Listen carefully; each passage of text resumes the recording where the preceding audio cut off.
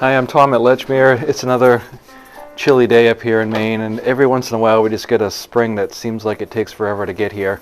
I remember, maybe 5 or 6 years ago, we were still getting snow well into April, not like nor'easters and, like plowable snow, but some, enough to, make you wish that you lived somewhere warmer.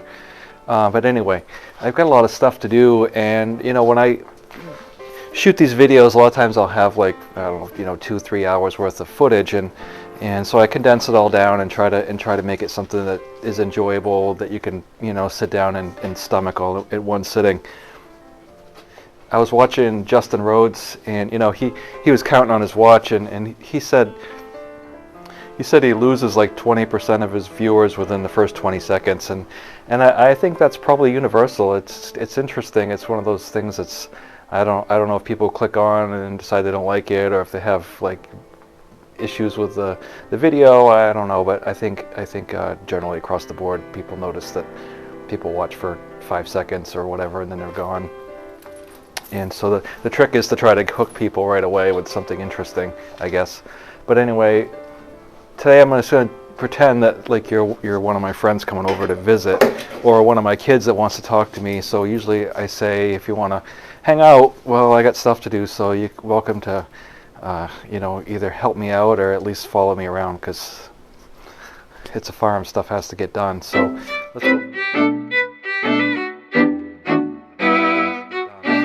let's go for a walk. I gotta go get the cub washed off so I can put that away, and I want to go wake up the Super C today. When I got that tractor from my brother last fall, the stipulation that he gave me was that if I wanted the tractor, we had to cart him to the cemetery with it, and he wanted his last ride. And so he was cremated over the winter, and we're gonna put him to rest next month in June, early June. But anyway, I want to get the tractor out and just get it serviced to make sure everything's good to go, and then I'm going to go disc the garden with it. I did rototill it last year, but one thing I found when it comes to especially the using the planter behind the tractor, if you're just taking a hoe and making a row and then you kind of pack it down after, it works pretty well. But what happens with the rototill is it fluffs the soil up so much and aerates it, which is good. However, the planter, when it goes through, it tends to ball up the soil behind it, and it kind of makes a mess of planting. So I found that with the cultivator, no, the disc harrow, when I run it over it kind of culti-packs it a little bit, so it makes the soil a lot more conducive for planting with the mechanical corn planter. So that's one of the reasons I use the disc.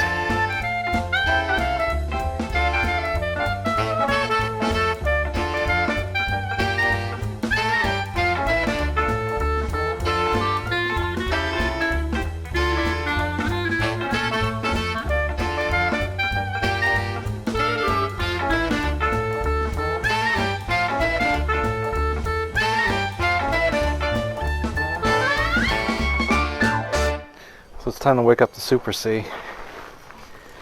Hopefully we put it to bed the right way.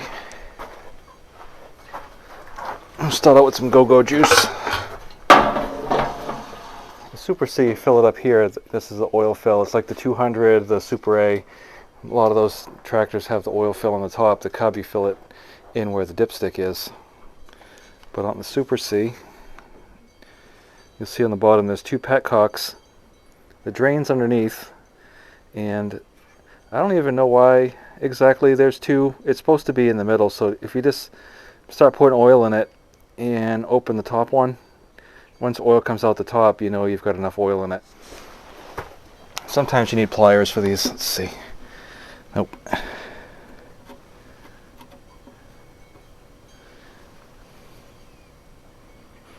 No, there's nothing coming out of the top.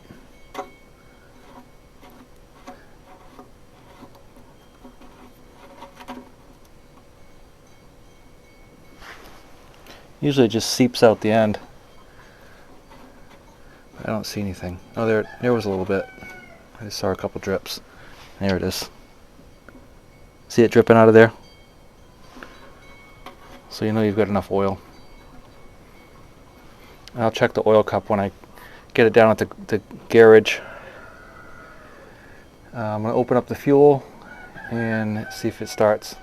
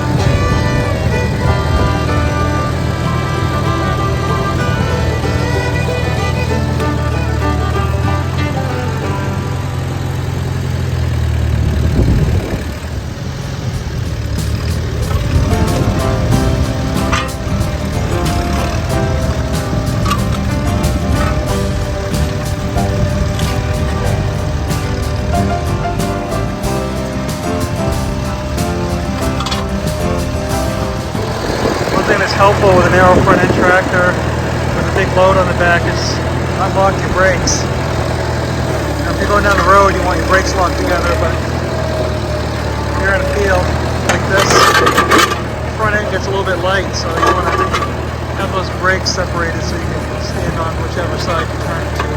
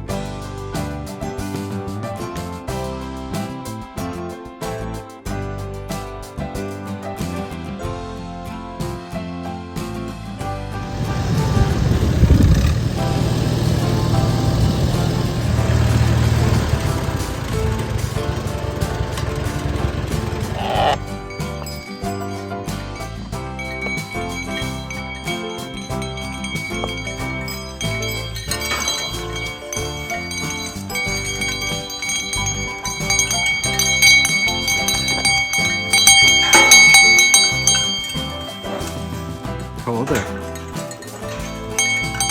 I have the cows and the sheep up there, but here we are. It's May 6th, and the grass is really stunted so far this year. It's been really cold and wet. I would have expected it to be a little bit higher by now, but that's where we're at. It's starting to green up really nice, but there's no height to it at all. I'd like it to be about 6 inches high before I put the animals out on it. So, sorry guys, can't come out here yet. You can hear the peepers down there though.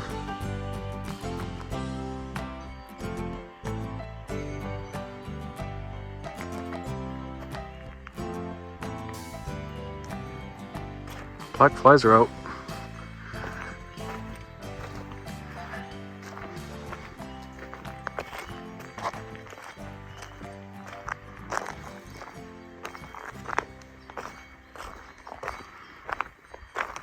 Ended up taking the chain drag after I got done with the manure and did the driveway and the road down here. It's all good. Now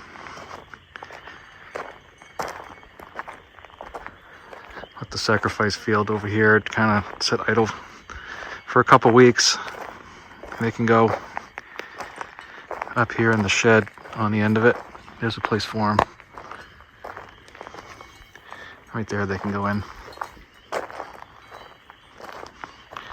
The sun's setting off to the west over there. We have the lights on for the chickens, the broilers. It's like Motel 6. I'll leave the light on for them. A couple more weeks and they'll be ready to go. They're huge.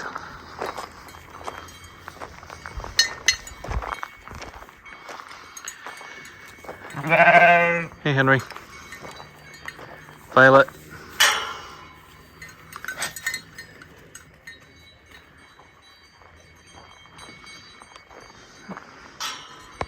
Hey Pearl, I see you.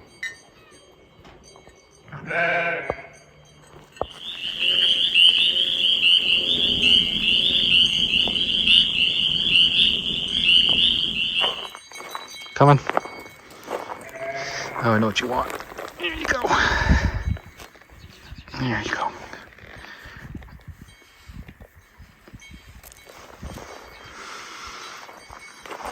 Come with me. You're heading over where the food is.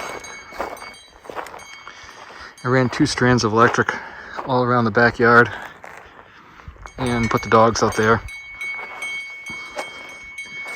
8,000 volts. They touched it like once or twice and now they won't go near it. It's way better than the shocker nut I had up before because it doesn't really look that bad, I don't think. But look at these guys. A couple more weeks, you'll be ready to go. I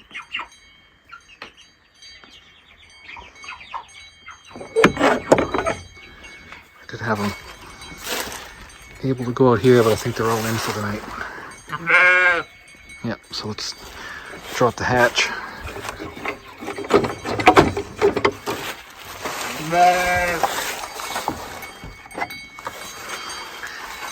What's going on, Henry?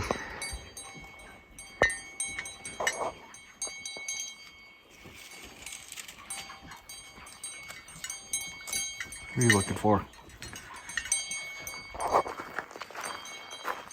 There it is. We had one of these when I was a kid, and back in the mid 70s, early 70s, you couldn't really buy hay, and there wasn't really a market with used machinery, so we had an old John Deere H with a number 5 mower, the Super C that I have up there in the shed with that mower. We had a IH iron wheel tedder. It had like little pitchforks on the back that kicked up, and we had one of these right here, and so I've got to fix the pole on it. I had to cut, well, it's like an 8-foot piece of pipe on there, and I cut about 3 feet off it to get it on the trailer. And so my son and I have been cleaning it up and getting it ready to go. And I should have just left well enough alone. There was 2 tines broken off or missing. I had some extra tines, and then I went to put them on, and when we tightened it up, we broke one of the little clamps under there. And so I've got a piece of angle iron, which I think will work. I'll find out the first time I use it. It'll either work or it won't.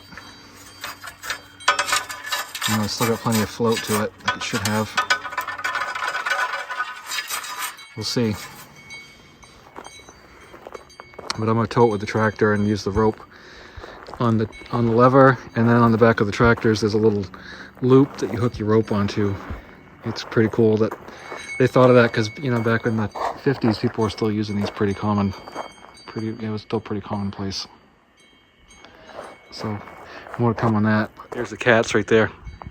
I see Dexter right by the door, and Pearl right there. Well, I'm going to give it a bath, touch up a little bit of the paint, and then put it away and have it ready to take my brother to the cemetery when it's time. that's all I have for today.